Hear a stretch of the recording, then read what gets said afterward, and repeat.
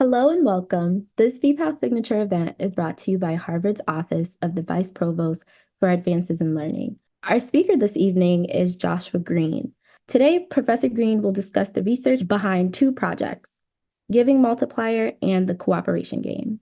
These two projects address different challenges, but employ the same underlying strategy to elevate social behavior and create an emotional, appealing upward pathway that begins with an attractive offer, not a lecture. Without further ado, Joshua, the virtual floor is yours. Thank you so much. It is a great pleasure to be here and a great honor. Um, yeah, looking forward to hearing people's thoughts and especially, coming through in the Q&A. So I'm going to tell you about some new research, and this is a bit more applied kind of research than I've done in for most of my career. And the kind of work I'm interested in doing is the kind of work that can have some kind of positive impact out in the world, applying things that we have learned from the kind of research that I do and that other people do on the mechanics of moral behavior and social behavior more generally. I was once sort of asked at a conference, what exactly are you all about? What is your goal? And I had to think for a second, and not long after I was asked that, I came back to this idea from a mentor and hero of mine, the philosopher Peter Singer. And in his 1981 book, The Expanding Circle, he makes a kind of observation and argument about human moral history. And his idea is that over time, people's moral circles have expanded. That is the range of people and perhaps species that people consider having a kind of moral worth and being worth making some kind of sacrifice for if their well-being is at stake has expanded. That there was a time when people really only cared about themselves and their family and a small number of people, let's say in their hunter-gatherer band or village. And then over time, there has been an expansion to larger ethnic groups or even whole nations of people or all of humanity. And people are increasingly concerned about the well-being of other species, making choices about the kinds of food that they eat, for example. I view this not only as a descriptively true, this is something that has happened over time, but as a good thing. And I see what I'm trying to do here is to expand the moral circle, increase the scale of altruism and cooperation across a wider group of people and even species. So one of the projects I'll talk about is called Red Brain, Blue Brain, or at least that's one name for it.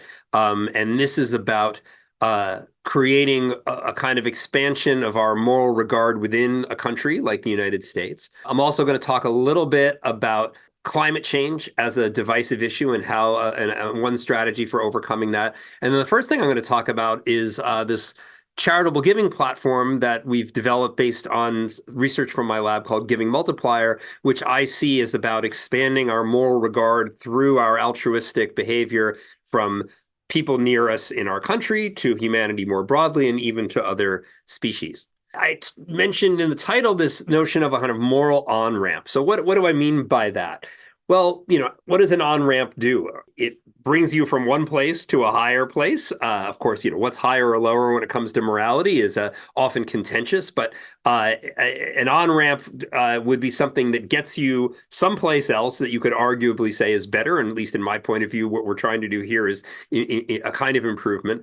But an on-ramp is also smooth, right? That if it's a well-constructed on-ramp, you're not going to trip, you're not going to hit a wall. Instead, each next step that you need to take doesn't even feel like a step. It just feels like the path of least resistance. And a common theme across these projects is trying to work with people's emotions in a way that makes a kind of moral change possible and smooth. So the first project I'm going to talk about, again, is Giving Multiplier. And I just want to say this was led by Lucius Caviola, who was a postdoc in my lab and is now a senior researcher at the Global Priorities Institute at Oxford in England.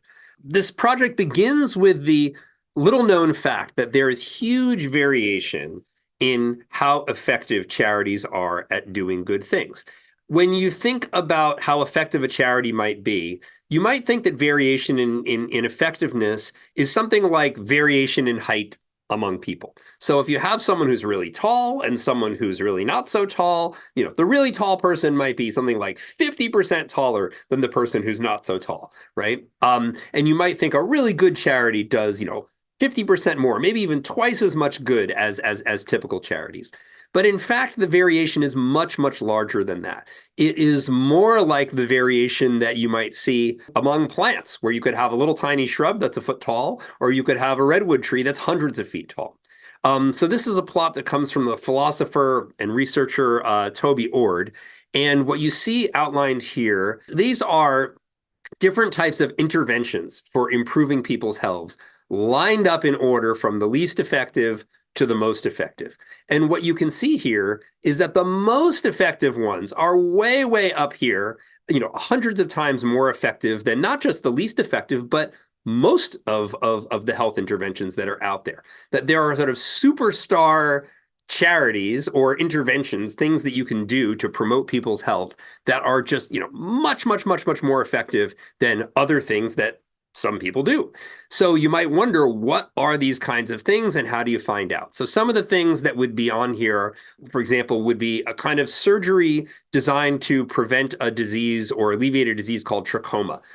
This is a parasitic infection that can cause people to go blind. And it's not very common in the United States, but it's very common in poorer countries, certain poorer countries. And there's a surgery that can prevent someone from going blind from trachoma that can cost less than $100, right?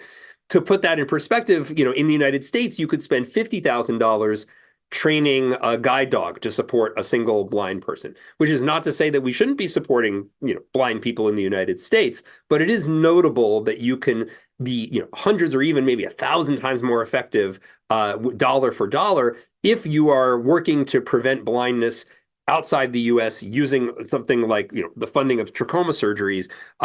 And that's at least something you might want to consider when you're deciding how to use your money. Another example, maybe better known, is the distribution of insecticidal bed nets that are used to prevent malaria, most notably in sub-Saharan Africa. And here, the all-in cost of distributing a bed net is $5. And if you distribute about 1,000 of these, then you can expect to save one person's life on average. So it's not totally cheap to do this. It's not like, $50, but the amount of money that can be spent by, kind of people who graduate from Harvard, for sure, and many others, can reliably save people's lives. Another example is deworming treatment. So in other parts of the world, this is in Asia and in Africa, there are parasitic worms that people get through their food and drinking water, and this infects children as pretty heavily. And it can be very debilitating, make it very hard to go to school and learn. But the treatment for at least temporarily deworming someone can cost less than $1, right? So it's a pretty good use of $1 to rid somebody of the parasitic worms that are living in their intestines. You might say, well, how do you find these things out? Well, the most prominent organization for sort of doing the research to figure out what are the most cost-effective global health and poverty charities is an organization called GiveWell. And then there are other organizations that cover this and other areas. So Animal Charity Evaluators for ways of improving animal well-being. Founders Pledge does a lot of kind of technological and farther reaching, more uncertain things like, what's the best way to try to mitigate climate change, and Open Philanthropy and Global Priorities Institute are other examples of this. A lot of people may have questions about how do you know what's effective and how do you decide and who gets to decide? And I can talk about it if you want, but I'm sort of I'm taking this research as given. And I think, the research here is not perfect, but it is better than anything else that we have for making these kinds of decisions.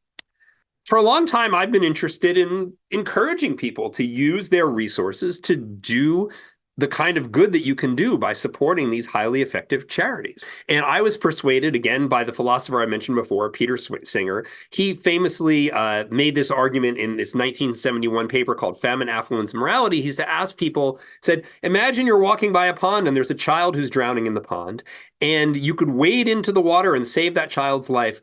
But you're going to ruin your suit and your shoes if you do that. Might cost you, depending on how fancy your clothes are, a couple of $100 or maybe more than that. If you're a snappy dresser, over $1,000. And he asked, would it be okay for you to let the child drown because you didn't want to, pay the cost of replacing your clothes? And almost everybody says, no, that would be monstrous to let the child die because you're worried about, losing essentially a few $100s. And well, Singer then points out and says, well, what is the difference between the child who's drowning in the pond right in front of you and a child who is drowning in poverty on the other side of the world, whether that means they're lacking food, lacking medicine, and so on. And in this paper, he made this incisive argument that we in the affluent world should be doing much more, using much more of our resources than we currently do to uh, improve the lives or save the lives of people in places where this can be done at very low cost. And I was persuaded by this, and this is one of the reasons why I started working on moral philosophy and moral psychology and this kind of project. With Peter Singer and others, we wanted to do an experiment to see, well, just how effective are these arguments in general? And what we found is that a small number of people like me respond to these arguments. But most people just go, "That's interesting," or they question the premises or whatever it is, and they're generally not moved by that. And this was kind of disappointing to me because I think this is a pretty good argument. So with Lucius Caviola, who I mentioned, we wondered, is there another way to persuade people, perhaps that's more appealing and a little more gentle and friendly than saying, here's what you ought to do, right? And I should have realized that there might be another way a long time ago when I reflected on my own charitable giving. So my wife and I support charities like the ones that I mentioned earlier. Give Directly, which I didn't mention before, is one that just provides direct cash transfers to people in poor countries where they can use the money for basics like food and water, but also things like starting a business or putting a better roof over their house that would enable them to function more effectively and perhaps become more economically successful in the long run. We support these kinds of charities that the experts say are super effective. But we also do things like support the Cambridge Public Schools, where one of my kids just graduated from high school, and my daughter is still in high school, and they came all the way up through there. Greater Boston Food Bank, or political causes where we don't know how effective those dollars are going to be. So I do both of these things. Why should I think that other people would want to do any differently? And so the thought here is, instead of saying, do this instead of this, even though I personally do both, why not say to people, how about a donation bundle, right? Why don't you take some of your money and give it to something that's personally meaningful to you, closer to home, like the Greater Boston Food Bank, but then also take some of your money and use it in a way that the experts say can really do the most good. So distributing malaria nets and saving a life, for $1,000, whether you give 1,000 yourself or join up with 10 other people by giving $100 or whatever it is, right? We're exploring this idea of these bundles, right? And in our very first experiment, what Lucius and I did was we wanted to see, does giving people this bundle option end up encouraging people more to support highly effective charities? So in the control condition, we give people two options. We say we describe this charity which I mentioned before, Evidence Action, which provides deworming treatments. So, again, for less than $1, you can help a child go to school by ridding them of intestinal parasites. That's this charity, which people hadn't heard of for the most part. Or you can pick a charity that you chose, right? So the Heart charity is one that you pick. Just show us the website, right? Or Evidence Action deworming charity.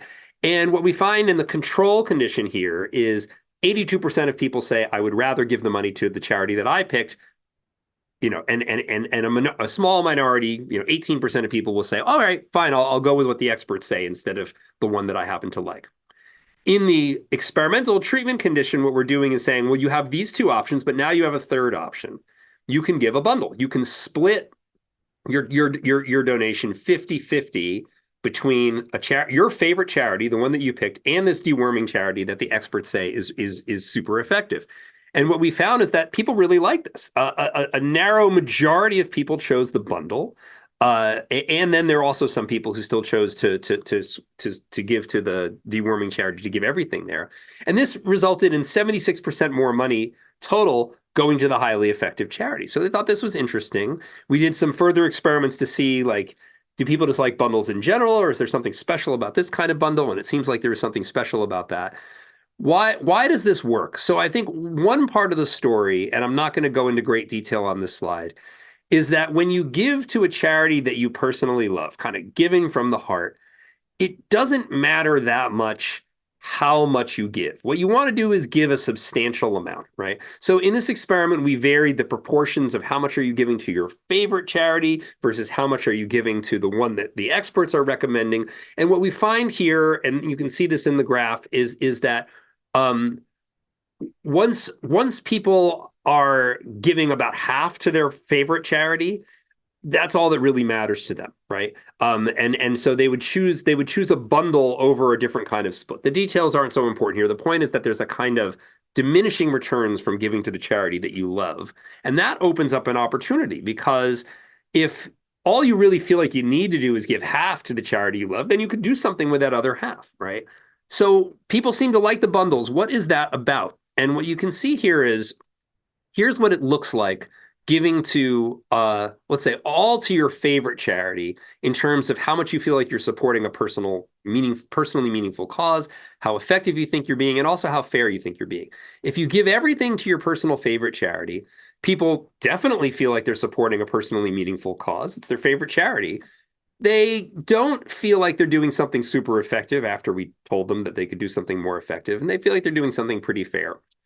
If you ask people, okay, if people in terms of giving to a highly effective charity, they say, well, obviously that's very effective and it's pretty fair to do that, but I don't really feel like I'm supporting a personally meaningful cause. But when people get the bundle, you kind of get a really nice balance. That is, people feel like they're supporting a personally meaningful cause almost as much as if they gave everything, right? So this is giving half to the charity you picked. This is giving everything, but the red bar here that I'm pointing to is much higher than half the size of this bar, right? So you're getting almost the full satisfaction when you give 50-50 in terms of personal meaning, and you get the extra satisfaction of supporting a highly effective cause. And you also think that what you're doing is very fair. So it's this sort of nice balance between scratching that personal itch, but also doing something that you know is effective. It's a kind of heart-head combo that people really like. We also asked people, what do you think of people who choose the bundle option? And so we just gave people vignettes about people who were considering giving money to this orphanage where they work, but then they also learned about highly effective charities. And one of the donors says, I'm going to give it all to the orphanage. That's where my heart lies. And another one said, I'm thinking about this, and really it makes sense for me to not give to the orphanage and give everything to this highly effective charity, like the deworming charity. And then another one says, I think I'm going to split the difference, right? And then we ask people, basically how much you like each of these three people and how much you think they're smart or effective. In the literature, this is sort of warmth and competence. And what you see here is that, the people who give everything to their favorite charity, this is the orphanage where they work, they're seen as very warm but not so competent. The people who decide to give everything to the highly effective charity, they're seen as very competent but not so warm. And then the bundle donor is seen as highly warm and highly competent, right? And so this is how we see other people when they choose the bundle. And maybe part of why people like it is because they see themselves where they say, look, I'm nice. I'm supporting the charity kind of from the heart, but I'm also being smart about this and allocating some of my money to something that the experts know is really effective. Okay, so we were excited about this idea of trying to apply it in the real world. But if we just wrote a paper that said, hey, world, you should give bundle donations, people are probably not likely to do that, mostly because people don't read journal articles. But even if they did, they might just say, oh, that's interesting and not do anything with it. So we thought if we're going to do this in the real world, we need to give people, we have some reason to advertise this and motivate people. And so an obvious thought here would be, well, what if we offered to add money on top when people give these bundled donations, right? Sounds like that would work. But then the question is sort of who would pay for that? And that would seem to be the sticking point. So for the who pays question, we came up with this idea of micromatching. That is, what if donors were asked after they made a split donation, they said, hey, you could take some of the money that was going to go to this effective charity that you just heard of, you could put that in to a fund that will then provide matching funds for the next people. So you can think of it as a kind of pay it forward thing where you got some matching funds and now you're putting matching funds back for the next person. Or if you're the kind of person who just really likes the idea of promoting effective giving, then you might just say, yeah, put some money in the matching fund so that more people do this. And the question would be, would this be enough? Like, would enough people do this to cover the rest of the cost of matching? And would the people who want to get a kind of return, that is, who want to put in $1 and then encourage other people to give more than $1 to highly effective charities, would this create that kind of positive ripple effect? And what we found in our experiments was yes and yes. In 34% of donors said that they would or did contribute to the sort of pay it forward fund. This was enough to cover the matching funds for other donors. And by putting the money in there, it looked like they could encourage get 160% rate of return, right? That is, they could get other people to donate a lot more to highly effective charities by providing this incentive. So this seemed like something that could work out in the real world. But just to recap where we are, people really like the idea of these heart head splits. You pick a charity you love, but then go with also a charity that the experts recommend. It works because people get diminishing returns from their favorite charity. It's not about how much you give, it's that you do something substantial. When you give with a bundle, it's kind of, you have this heart head satisfaction, right? That like you supported the charity you love, but you also have done something smart.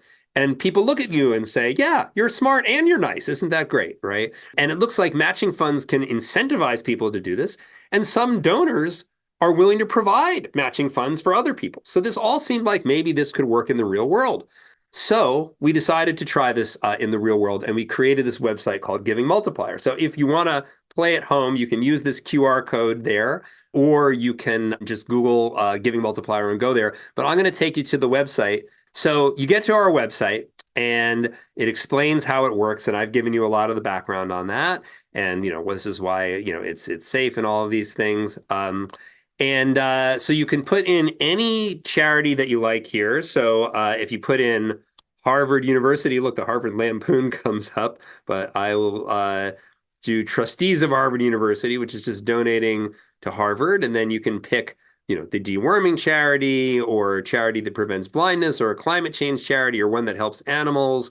So I don't know, let's say in this case, we go with the Humane League, which works to improve the conditions for for animals, for agricultural animals, trying to reduce nasty factory farm practices. And, you can put in the amount you want to give here. So let's say $1,000.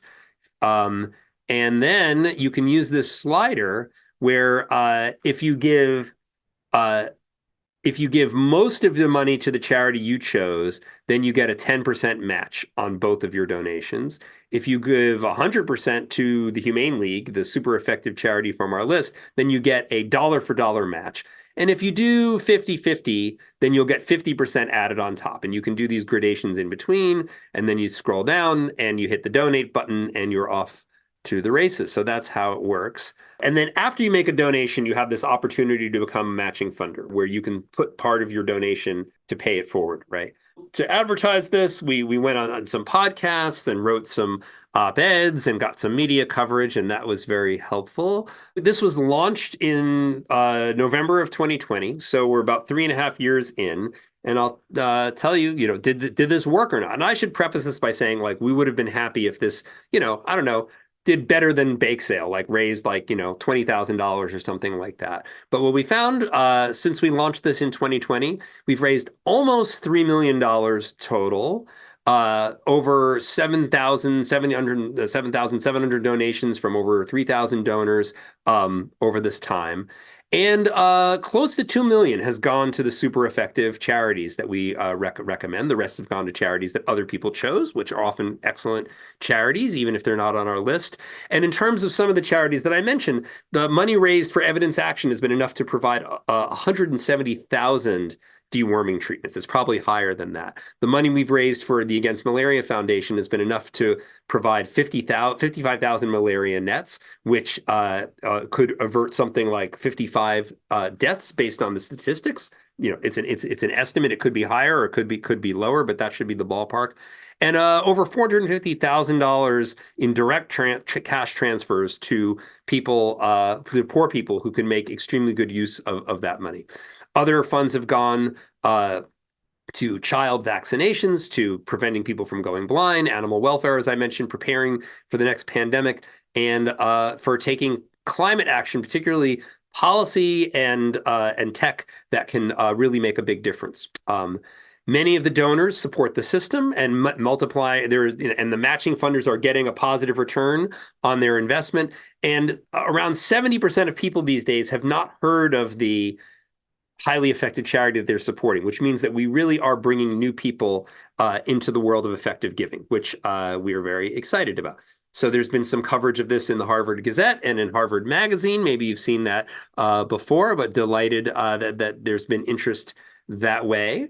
I'm going to tell you now, we're transitioning to another project that's in a completely different realm, but similar in spirit. And this is work done with Jacob Rode, who is a postdoc in my lab and is now on the faculty at Chapman University. And here we're addressing climate change. So, as you know, for sure, climate change is a highly politicized issue. Democrats are much more likely to think it should be a priority here. You can see over time, since 2009, Democrats increasingly thinking this should be a high priority, whereas Republicans not so much. And if you go even farther back, there's really no difference, like in the 90s, between Republicans and Democrats and their attitudes on climate change. But now it's highly politicized. So we're focusing on, because I believe climate change is real and we need to do things about it, we're focusing on Republicans. And I want to make it clear that this isn't a complete red-blue split. There are plenty of Republicans who think that climate change should be a priority. It's just Republicans are more likely to think that it shouldn't. So we're going to focus on Republicans for that reason. But I want to make it clear that this is not so black and white. So we were inspired by the release of the Ford F-150 Lightning. So the Ford F-150, the original gas-powered version, is the most popular car in North America. And Ford made the bold move of coming out with an electric version of it. And we thought maybe something like this could be a bridge if we could get people to engage with this in a positive way. And people love reviewing products, including products they don't even own. And so we thought, well, what if we had people review or give their opinions about cars like this? So we had Republicans evaluate the Ford F-150 Lightning. We also tried a Tesla Model 3, which we thought might be the sort of, coastal elitist car and maybe not as popular. But then again, Elon Musk, so who knows? The Hyundai Kona Electric, which is electric but foreign, maybe not as appealing, and then the gas-powered car and a null control where people didn't evaluate anything. And they're asking things like, does this look good? Is this good value? Does this reflect my values? And then we're measuring, among other things, how do you feel about transitioning towards electric cars and away from gas-powered cars? And what we find is if you give people no vehicle to evaluate or a big gas-powered vehicle, they might say that it aligns with their values. That's sort of movement along this x-axis here, and that's the gas-powered truck. But it doesn't do anything to increase people's support of electric vehicles, and why would it? But if people evaluate the Hyundai Kona or the Ford F-150 Lightning or the Tesla, which turned out to actually do better than all of these, then you see increased support for electric vehicles. So the thought here is that, if you want Republicans to kind of get more on board with sustainable energy, don't give them a lecture about it. Instead, say, hey, what do you think about this cool electric vehicle? Is this you? Do you like this? Right? And if they engage with that positively, it can make them more positive about the processes we need to address climate change, or at least one of them. Okay, that was a little slightly political interlude, but now for the last part, I want to talk about this work with Evan D. Philippis, who was a grad student in my lab and just got his PhD from the Organizational Behavior Program, which is joint with Harvard Business School and FAS, in this case, the psychology department where I am now. So I don't need to tell you that political animosity is tearing at the fabric of our democracy. And the question is what to do about it. Some people say what we really need is kind of to get out of your media bubble, to hear what the other side has to say. Studies like this have not always worked so well. This particular study asked people to follow a Twitter bot that would retweet things from politicians on the other side. And when they found, if anything, this had a kind of backfire effect. That is, hearing what the other side had to say just make you like them less. Maybe more gentle approach would be to try to have more meaningful conversations. And there have been a lot of organizations designed to sort of bring people together in person and get them to have a civil dialogue. And these may work better, but a challenge here is they're very hard to scale because all in person.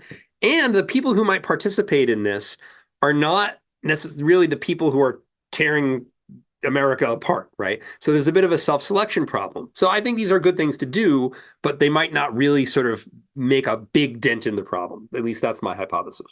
So what might you do? So my thinking is Republicans and Democrats, it's really more like The solution is something more basic than, hearing new information, right? Or having a discussion or a dialogue. It's really more like two chimps grooming each other. That is, can we have a positive affiliative experience? And that is informing our approach. So my view of life in the world, and I'm just going to quickly gloss over this, is that the whole story of life on Earth is really about cooperation and conflict at increasing levels of complexity. From molecules forming cells and cells forming multicellular organisms and social organisms and our nearest relatives like chimps and humans that now, trade with each other all over the world. It's a story of cooperation at increasing levels of complexity. And the way you get those higher levels of complexity is when the parts are able to accomplish more together than they can accomplish separately. That there's benefits to cooperation, gains of trade, so to speak. And then when those gains are distributed, that's what builds and sustains cooperation at higher levels. So my thinking is if you want Republicans and Democrats to hate each other less, put them on the same team and have them succeed. Now, this is an old idea in biology. It's also an old idea in the social sciences. And there's a long history of research indicating that if you have people have positive contact with each other where they have a shared goal and they work together, that this is likely to change attitudes. But one thing you might wonder is, well, can this work for deep political divisions? And can you do this in a way that's scalable, right? So that it's, not just kids at a summer camp, pulling together instead of pulling against each other, but, is there some way that you can do this on a mass scale? So our answer to that question is a cooperative quiz game that Republicans and Democrats can play as partners. So in our experiments, which I'll describe, Republicans and Democrats get paired up online. They're connected by a chat. They do a little get to know you session, and then they get a series of what you might call trivia questions or maybe Significa questions, depending on the issue. And they have to agree on a joint answer. That is, what answer they submit. They may privately have different answers, but they have to decide what answer they're going to submit, and they get money and points for getting the questions right. And then we do follow-up measures to see if having this experience changes people's attitudes towards people from the other party. So here's people getting to know each other. Hi, hello. I see we both like mangoes. They've done a little intake form on, what do you like about, what fruits do you like and other things. Indeed, excellent. Okay. Here are things, their political identities are also known, right? So they say, I'm having a good day. How about you? Oh, great day. Woke up. Thank God for a new day and a wonderful wife. This should be fun. I hope so. Just so you know, one of them says, I'm more conservative than the typical Republican, MAGA all the way. Oh, fun. In this case, says the Democrat. But they're in the game and they're moving forward. These are real chats, by the way, although not necessarily representative. So in our early experiments, we had started people out with like questions like this, like what Mount Rushmore is in what U.S. state. And then the players would chat and they'd say, well, I think it's North Dakota. Well, I think it's South Dakota. Okay, well, I'll trust you. Oh, look, we got it right. Excellent. And there's our points and there's our money, right?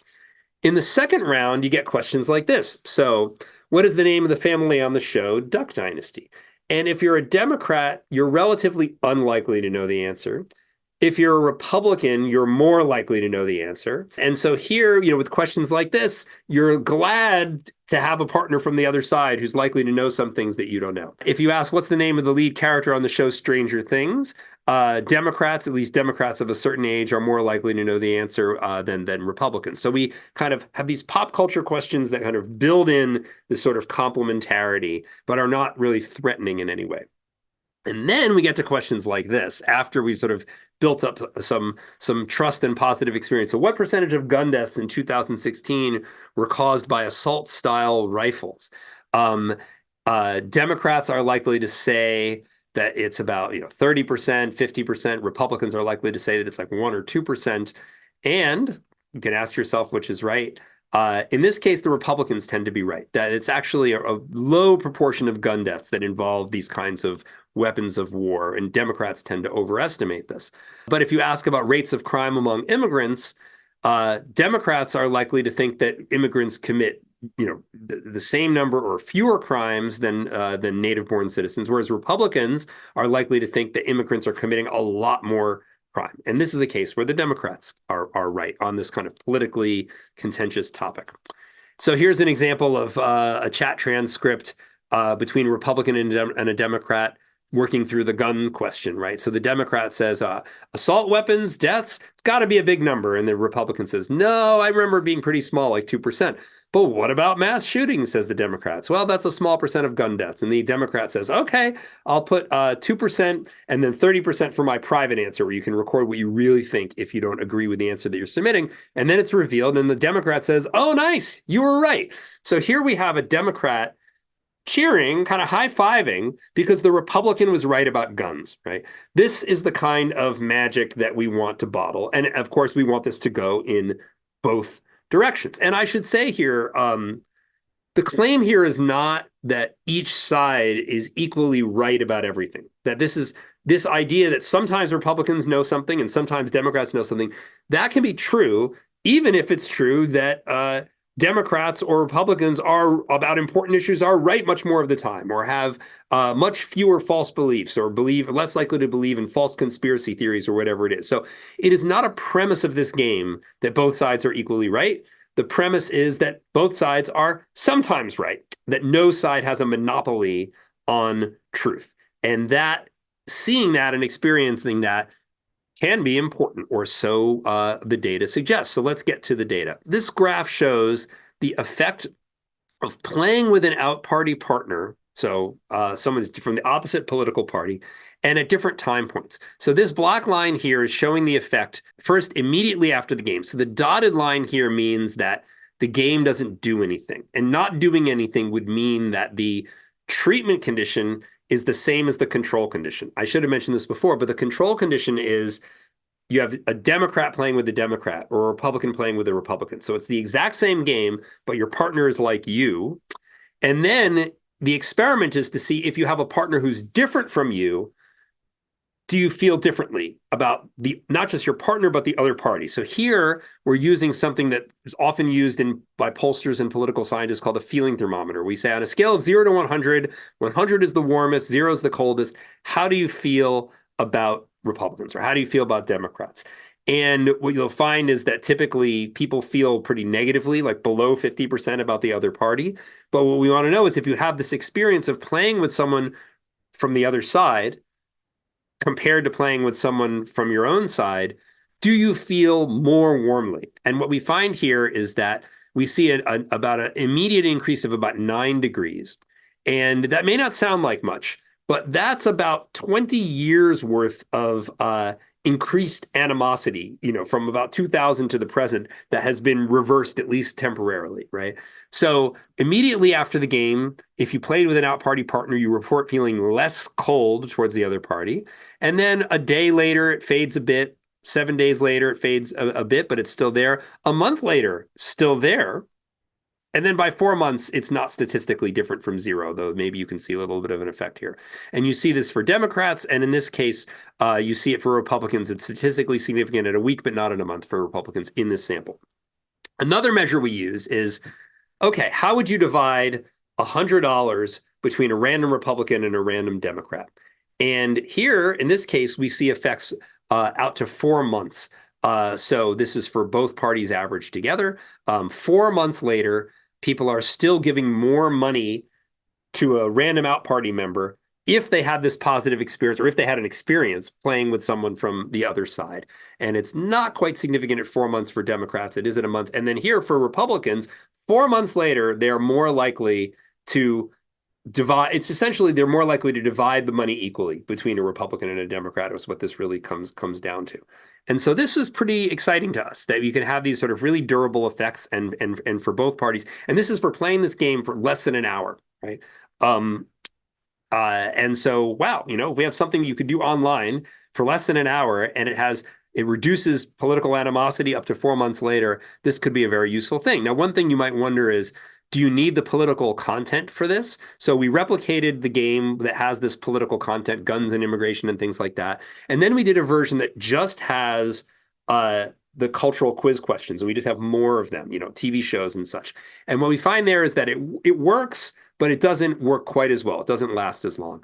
And the same is true with the measurement of giving money. That is, we replicate the effects out to 4 months with this larger sample. This is over 1,000 people playing this game, and the non-political game, it works, but not quite as well. But it's still useful that it works because that is something that we can maybe do in a business context, let's say, as opposed, where getting into politics could be a little bit dicey. We also, at least in the short term, we haven't done follow-up, see positive effects on things like, would you support politicians who refuse to accept election outcomes that are unfavorable to them? So it's not just people's attitudes to other people, but also things that are kind of policy and voting relevant. Do you need to do the actual interaction with people? We did a one-player version where you can just kind of get information from a virtual Republican or a virtual Democrat. It didn't work so well when we had the non-political questions, but with the political version, we actually saw some useful effects. But having that interaction really seems to make it go. Psychologically, what really makes this work? What's the special sauce? We ask people a lot of questions about their experience, and the things that are the best predictors of having a positive result is enjoying the game, feeling like your team was successful, and then the biggie is mutual respect. Did you respect your partner? Did you feel that your partner respected you? Did you have good things to contribute? And do you think that your partner had good things to contribute? When we see that mutual respect, that's when we're more likely to see people feeling less negative towards the out party. And I think this is a kind of underappreciated thing here that, there's a lot of interest, for example, in empathy. Can Democrats empathize with the Republicans or vice versa? But I think what a lot of people really want is to feel respected. And I think this is especially true of Republicans. And what the game does is make both sides feel respected. And I think that's really the key, and that's what the data suggests. These are some comments from real participants. Red are Republicans, blue are Democrats. So a Republican here says, I love this experiment, gives me further hope that we can work with others no matter what divides us. Democrat says it was eye-opening, makes you think you can we can work together towards a common goal. And then I love this one from a Democrat. I enjoyed the F out of this experiment, possibly the coolest one I've done out of a lot. Bravo, thank you. In this last experiment with over 1,000 people, the median enjoyment rating was 10 out of 10. Now, these are research participants, so the bar for having a good time might be pretty low, but still, it's worth noting that people like this, and that's really important if we're going to try to bring this out into the world. One way to think about, what it would mean to bring this out in the world is it seems very easy to spread ill will and distrust online, whether you're the Russian government or political operatives. It's so easy to make people distrust institutions and their fellow Americans. And what we want is the opposite of this kind of internet trolling. What is something that can spread trust and respect at scale? And that's what we're trying to do. So recently, we've been working with this group called the Global Development Incubator, which is a social impact tech incubator that's mostly worked on international development stuff, more like giving multiplier kinds of things, those kinds of charities, but now interested in democracy. So this is a screenshot from the software that we've just finished building, where you have a little chat here, and we are looking to bring this out into the world. We've done some pilot tests at universities like Longwood and Johns Hopkins and University of Tennessee. We're interested in seeing, in our dream there would be like, can we have this as part of freshman orientation or other sort of community building activities in higher education?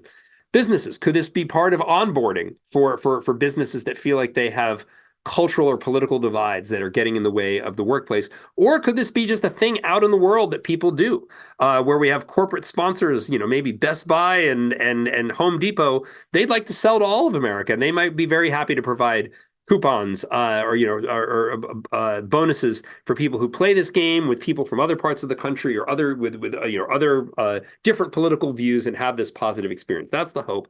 We're also looking to sort of apply this in other countries that are very much divided, like Israel, Palestine, and India. And that work will be starting soon. So this is where we're going with this, trying to bring it out in the world. And I'd love to hear your thoughts about this. And if any of you are interested in supporting this work, please, we are looking for partners and financial backers. So if that happens to be your kind of thing, I will shamelessly ask for your support. Okay, but back to human nature and human psychology. How do you build a moral on-ramp? I would say you need to meet people where they are. That is, you want to offer them something that they already want, right? Instead of telling them what to do with their charity or telling them they should like or what they should believe about climate change, you say, hey, you already donate to charity. If you support some of these other charities that the experts say are highly effective, we'll add money on top, right? Come bearing gifts like that, the bonus money. Or you say, hey, play a fun game and win some money, right? Or, hey, how'd you like to review these cool products? It's something that people already are willing to do for free. Work with people's preferences rather than attempting to override them, right? Instead of saying, no, really, you should like Democrats or you should like Republicans, just say, hey, play a game. The interest in playing a game and winning some money brings them into a place where they can have a positive experience. The idea is to change people's minds through positive experiences rather than telling them what they ought to do and what they ought to value and how they ought to behave, and make it win-win. Leverage mutually beneficial cooperation, right? So instead of with charities saying, do this, don't do that, we say, hey, if you are willing to expand your idea of what's worth supporting, we'll add more money, not just to the charity that we like, but to the charity that you picked, right? Or in the case of the quiz game, play a game with somebody, win money, and cooperate together and see how that affects your mind. And then finally, all these things are designed so that they can scale. These are all digital so that there's no reason in principle why thousands or millions of people can't have these positive experiences. So, Giving Multiplier, thanks to all of our sort of collaborators and supporters, and Lucius Caviola is the driving force here. Jacob Rode leading the way on the climate stuff with product evaluations. And then these are our current supporters for the quiz game stuff. And this is the quiz game team. Evan, I mentioned, just got his PhD, and Shankar in my lab now is a researcher, data scientist. Lucas Woodley, new grad student. Jesus DeLuna, researcher in my lab. They're the sort of core team now. And then these are the folks at GDI and other international collaborators. And that is it. And I hope we've got some time for some Q&A. Thanks. Thank you, Joshua. We have a couple questions here. The first is, who is making the decisions or has the authority to vet effectiveness of charities? I knew that was coming. I said that was coming. So, I mean, the answer to who is doing this is the organizations that I listed. So, like GiveWell, for example. So then you might say, well, who are these people at GiveWell? These are economists and health researchers who are looking at the available evidence to try to figure out what does as much good as possible per dollar, either in terms of saving a life or improving the quality of people's lives. And one way to put this is it's the same methodology that people in healthcare use when they're trying to decide which treatments are the most effective, right? So you can spend thousands of dollars on something that is not likely to do a lot of good, or there are some, preventative treatments that, don't get a lot of attention, but that can actually do an enormous amount of good at low cost. So it's basically taking the same methodology that's applied to health economics, or the same methodology that investors would use to try to decide what would give them the best return on their investment if they're just trying to make money for themselves. But the key metrics are either how much are you extending people's lives or how much are you improving people's lives in terms of like removing debilitating diseases. For other things, the metrics are more require more assumptions and more speculation. But for example, with climate change, our one climate charity is one that has a very strong track record of getting positive policies implemented that can have massive effects and supporting technologies that might be transformative. So this is like carbon capture, like sucking carbon out of the atmosphere to mitigate climate change. Thank you. Another question is, how does framing issues in a positive versus negative way impact people's willingness to engage in discussions? Well, so we haven't explicitly tested that, but there is research indicating that, like for example, with global health and poverty charities, if you present people with just kind of a horror show of what it's like to be extraordinarily poor, right? Um, you can get an initial kind of empathetic donation out of people, but for a lot of people, then they don't want to come back. It makes them turn away. It's a negative experience. Whereas more positive, showing signs that like this problem is tractable. We can make progress. And look at these people are now healthier and wealthier as a result. That seems to work better. So this is not my research, but other people's research, and that informs the approach that we take, where we focus on the good that people can do, and at least with charities, and and giving them a kind of emotionally appealing pathway to get there.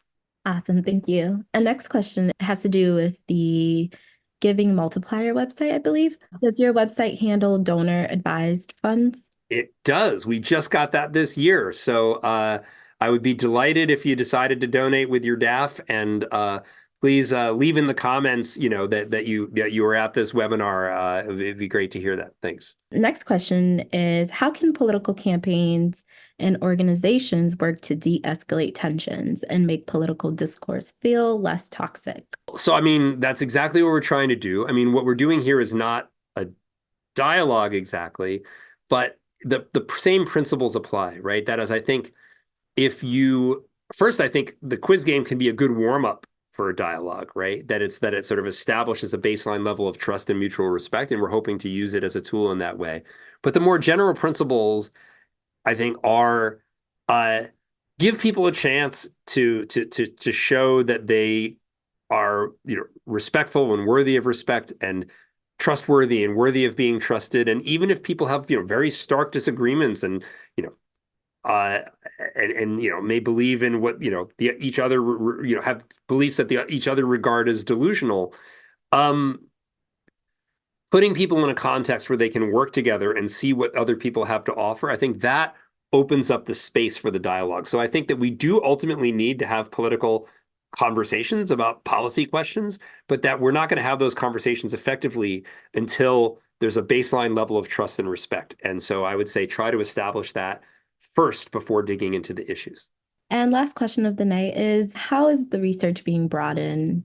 So we are looking to expand different contexts. As I said, that we're looking to uh, get the quiz game into higher ed, into businesses. We've had some conversations with people in the military, uh, and we need to adapt the content to those contexts. In some contexts, it's perfectly fine for people to sort of say, I'm a Republican, I'm a Democrat, or I'm liberal, I'm conservative. In other places, it's a little awkward, to ask people for that. So we have to sort of have some other way of like letting people know who's who without it being so explicit. And then, to do this in Israel or to do this in India, we have to think about like what are the kinds of questions that we could ask that would either allow for a kind of complementarity or perhaps allow for highlighting shared knowledge and shared experience. So like in India, the biggest divide is between Hindu and Muslim, but both of those groups, are still fans of Bollywood and cricket, right? And questions about things like that might help bring people together, especially when you have a big power asymmetry. There's a big power asymmetry in India and Israel, much more than in the US, when you're looking at Republicans versus Democrats. So that's where we're going, and we're trying to be thoughtful about how we adapt what we're doing to context. Thank you so much, Joshua. And thank you all for joining us tonight. We hope you'll join us for more signature events soon. Information on upcoming events, as well as recordings of past ones, can be found at vpal.harvard.edu/vpal events. Thank you and good night.